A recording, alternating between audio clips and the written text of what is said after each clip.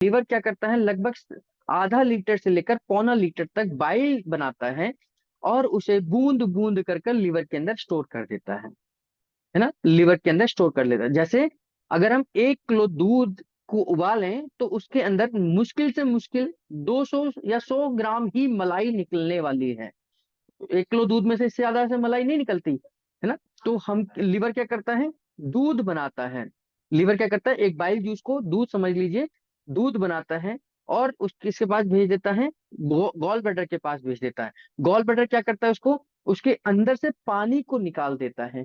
पानी को निकाल देता है बाइल जूस में से और उसे अपने पास कंस्ट्रिक्ट करके, यानी कि उसे सुकेड़ कर उसके अंदर गाढ़ा कर कर अपने पास स्टोर करके रख लेता है, एक मलाई के तौर पर, है ना, मलाई के तौर पर रख लेता है। अगर मान लीजिए अगर मान लीजिए कि जब हमने कोई घी तेल की चीजें खाई हैं, हमने आज एक पूड़ी खाई तो थोड़ा सा बाइल निकलेगा, हमने 4 पूड़ी खा ली तो थोड़ा सा ज्यादा बाइल निकलेगा। किसी दिन मैं किसी पार्टी में चला गया, शादी में चला गया, बर्थडे में चला गया, उस दिन मैंने 10-12 पूड़ी खा ली तो उस समय पर थोड़ा ज्यादा बाइल निकलेगा। तो आपने कितना घी तेल खाया है, उस मात्रा के अनुसार गॉल ब्लैडर अपने अंदर से बाइल को रिलीज करता है, उसको रिलीज करता है। तो वो क्या करता है, उस गाढ़े बाइल को जो उसने गाढ़ा करके अपने पास रखा है थोड़ा सा निकालता है, उसको लिक्विड बनाता है और ड्यूटेनम में भेज देता है।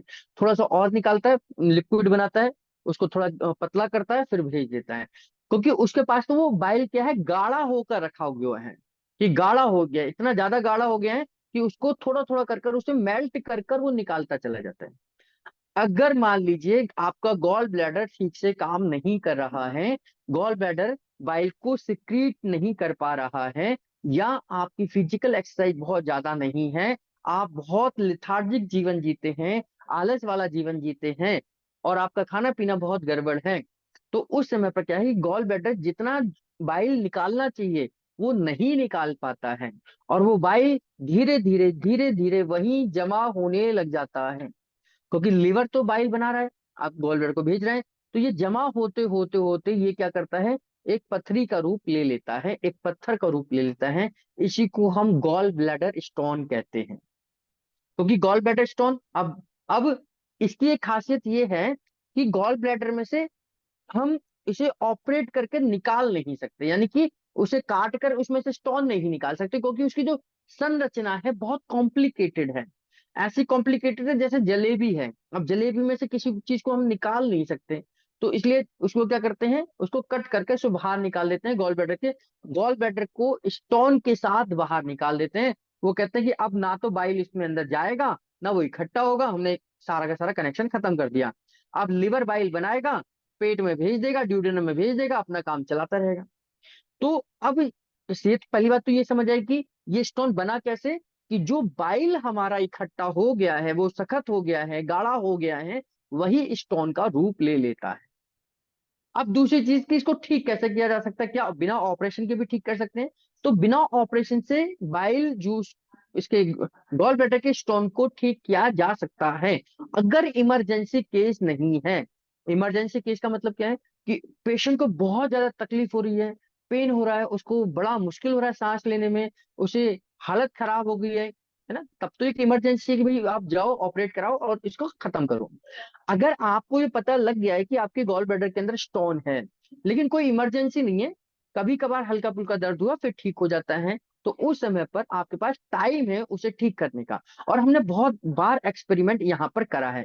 एक्सपेरिमेंट कैसा करा है, यहाँ पर हमने पेशेंट के पास कोई इमरजेंसी नहीं है, तो हमने उससे कहा है कि आप हमारे पास 6 महीने के लिए आइए, 6 महीने में हम आपके गॉल ब्लैडर के स्टोन को रिमूव करेंगे। कैसे करते हैं, कि हम उसको पहले डाइट में बताते हैं कि आपको 0% ऑयल का इस्तेमाल करना है।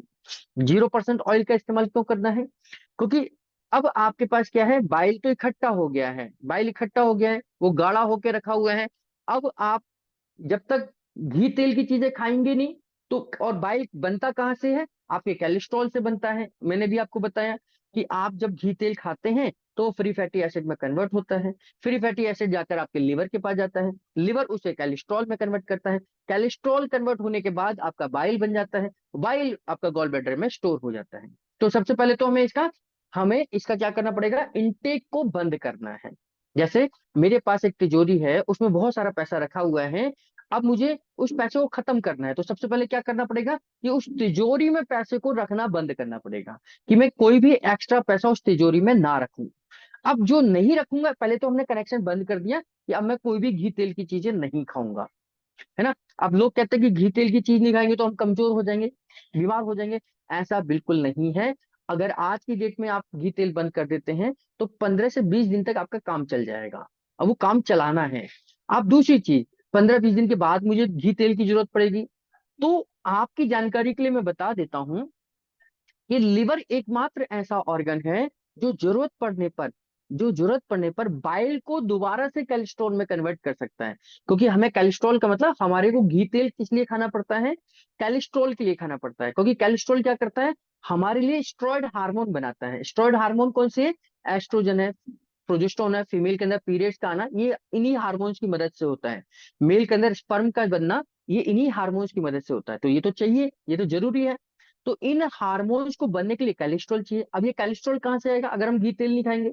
तो लिवर एकमात्र ऐसा ऑर्गन है जो बाइल को दोबारा से कोलेस्ट्रॉल में कन्वर्ट कर सकता है। अब ये बाइल आएगा कहाँ से? ये आएगा आपके गॉल ब्लैडर के अंदर से। गॉल ब्लैडर क्या करेगा? आपकी जो स्टोर है बाइल, उसको धीरे धीरे मेल्ट करना शुरू करेगा, उसको धीरे धीरे मेल्ट करना शुरू करेगा। और जो वो एक स्टोन को रूप ले लिया है आपकी डाइट की वजह से, क्योंकि आप डाइट में कोई भी ऑयल नहीं ले रहे हैं, आपकी एक्सरसाइज की वजह से, आप धीरे धीरे एक्सरसाइज कर रहे हैं, गॉल ब्लैडर के एरिया में ब्लड सर्कुलेशन को बढ़ा रहे हैं, तो वहां पर वो स्टोन धीरे धीरे डिजॉल्व होगा। और जैसे ही वो डिजॉल्व होगा, बाइल कन्वर्ट होगा, बाइल लिवर के पास जाएगा, लिवर उसे दोबारा से कोलेस्ट्रॉल में कन्वर्ट कर देगा और आपके घी तेल की कमी को पूरा कर देगा। आपके स्टेरॉइड हार्मोन प्रॉपर तरीके से बनते चले जाएंगे।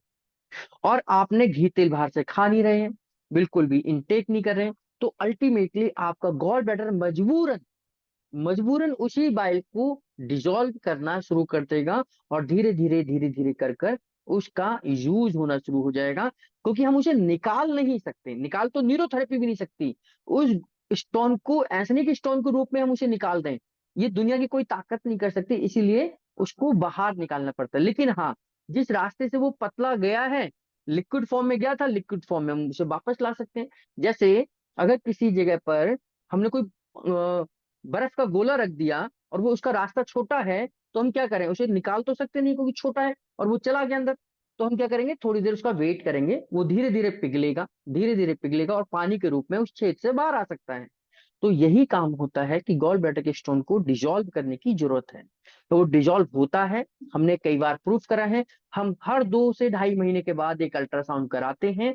और अगर पेशेंट 100% सिलेंडर कर कर, यानी कि 100% हमारी बात को फॉलो करते हुए और हम ट्रीटमेंट दे रहे हैं, तो पहले के अल्ट्रासाउंड, 2.5 महीने के अल्ट्रासाउंड और 5 महीने के अल्ट्रासाउंड और 7 महीने के अल्ट्रासाउंड में ये स्टोन कई बार 100% निकल जाता है। 100% निकल जाता है जो आपके गॉल ब्लैडर के अंदर स्टोन बना हुआ था। केवल इमरजेंसी केस नहीं होना चाहिए, यानी कि पेशेंट के पास पेशेंट